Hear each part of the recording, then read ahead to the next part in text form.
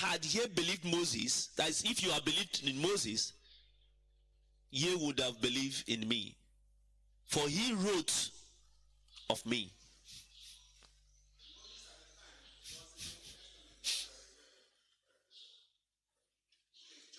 John 5, read from verse 45 to 47 in a brief place.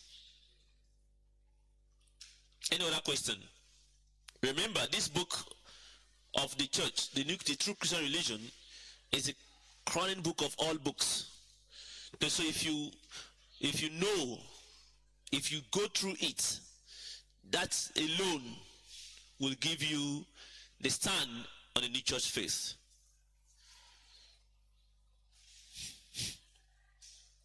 All right. What we have now is the oneness of God. The oneness of God.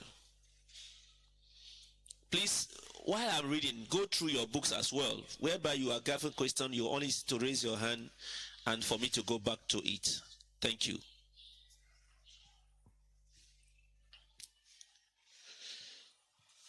There is another version here if you want to take this. But do you want it? All right.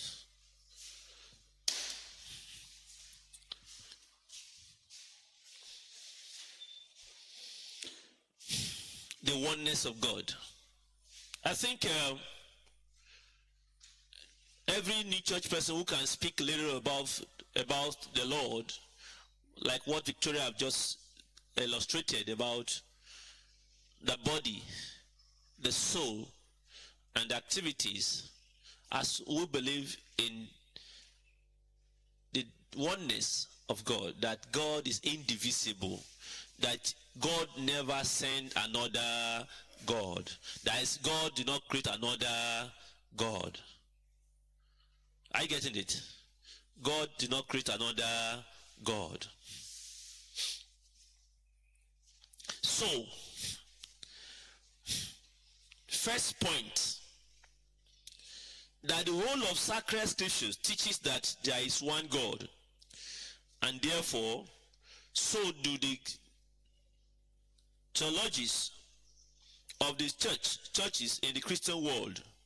That's what they believe, that God is one. 2, the recognition that God exists and that there is one God flows universally into human soul. The idea that God is one is like an innate in us that flows to us all. 3, as a result of this faith, every nation in the whole world that possesses religion and sound reason acknowledge that God exists and that there is one God. 4, the various reasons different nations and peoples have had and still have a diversity of opinion on the nature of that one God. 5, on the basis of many phenomena in the world, human reason is capable of perceiving and concluding, if it wants to, that God exists and that there is one God. If there are not one God, the universe could not have been created or maintained. 7, those who do not acknowledge God are cut off from the church and damned. 8, nothing about the church is integrated in people who acknowledge many gods rather than one. Now, these points will be explored one by one. In other words, we want to go into details or little detail on these prepositions of these 8 propositions that I've set for us. Please, as we are going through the weddings one by one, you are permitted to ask questions where necessary. So, let somebody take one. Number one.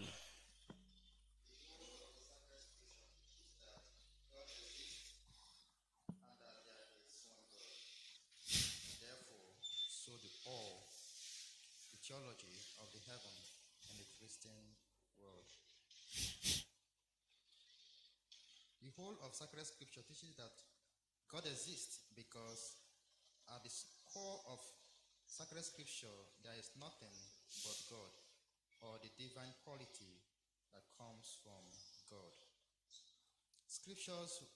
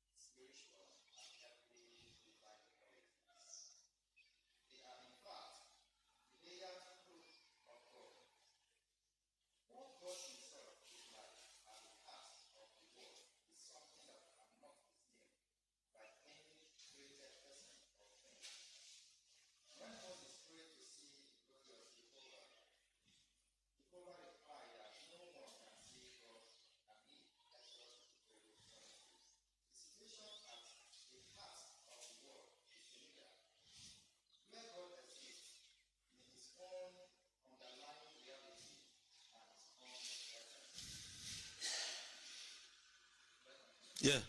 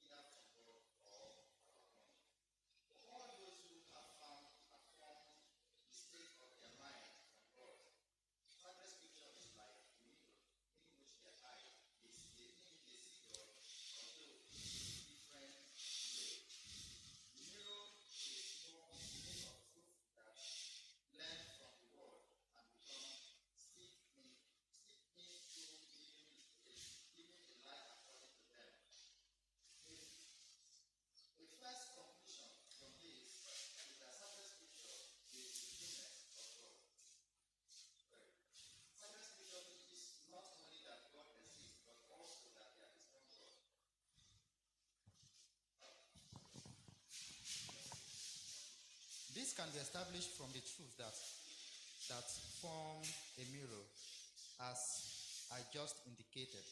These truths are connected to each other and have the effect that we cannot think of God except as one entity.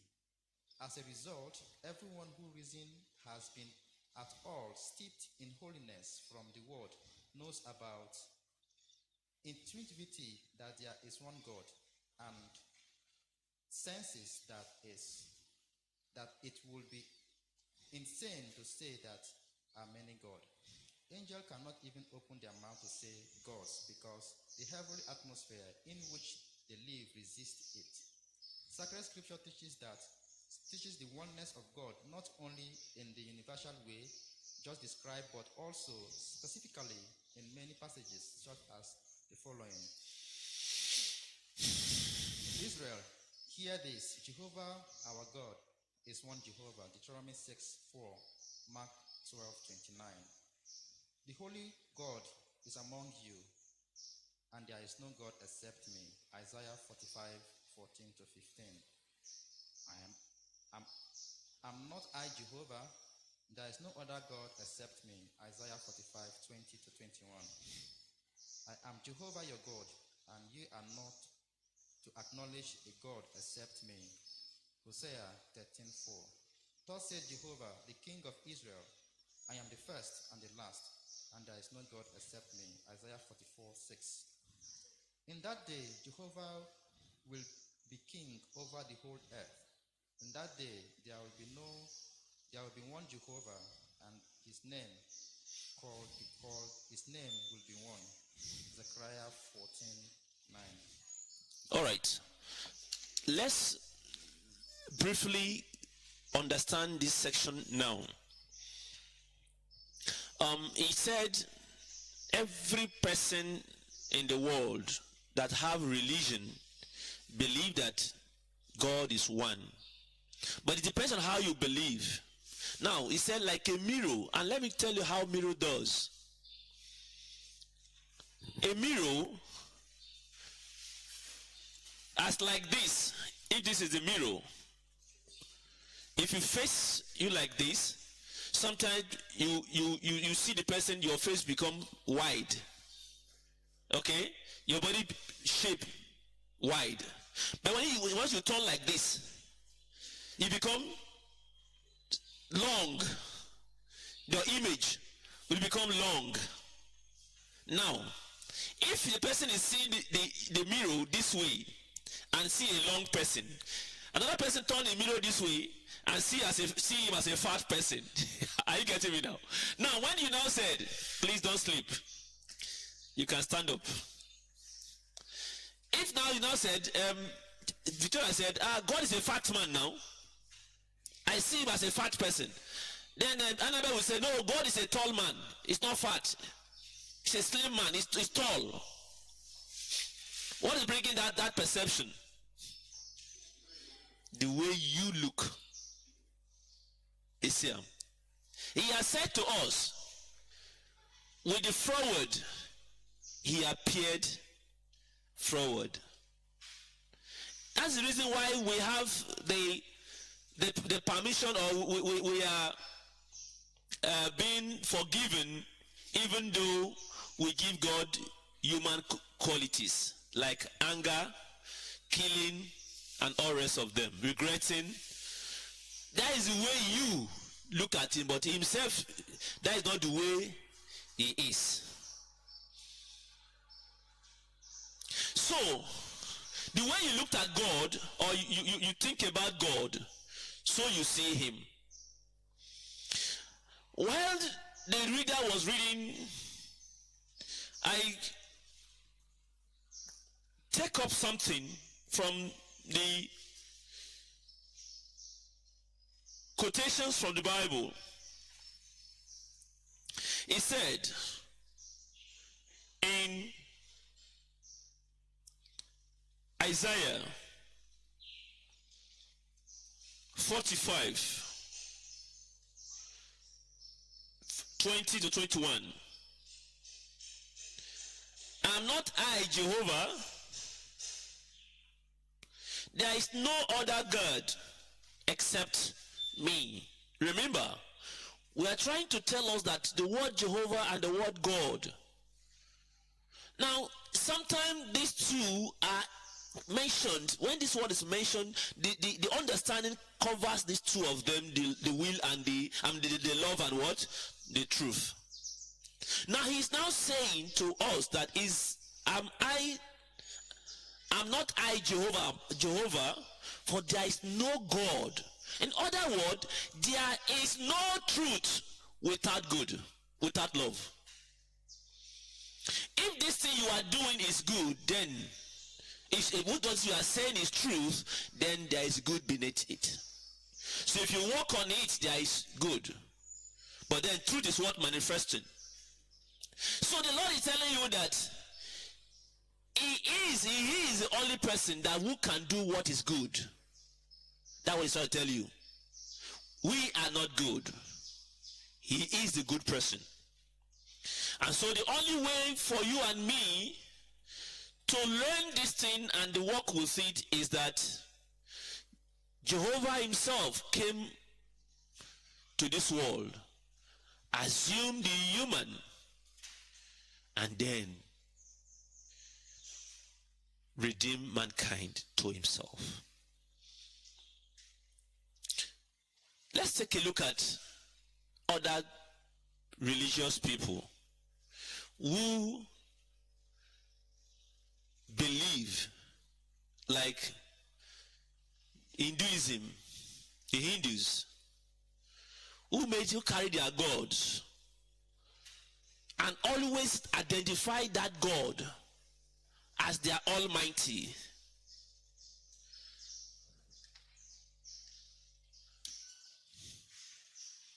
They know that there is a God, and they want to see their God in a form according to them.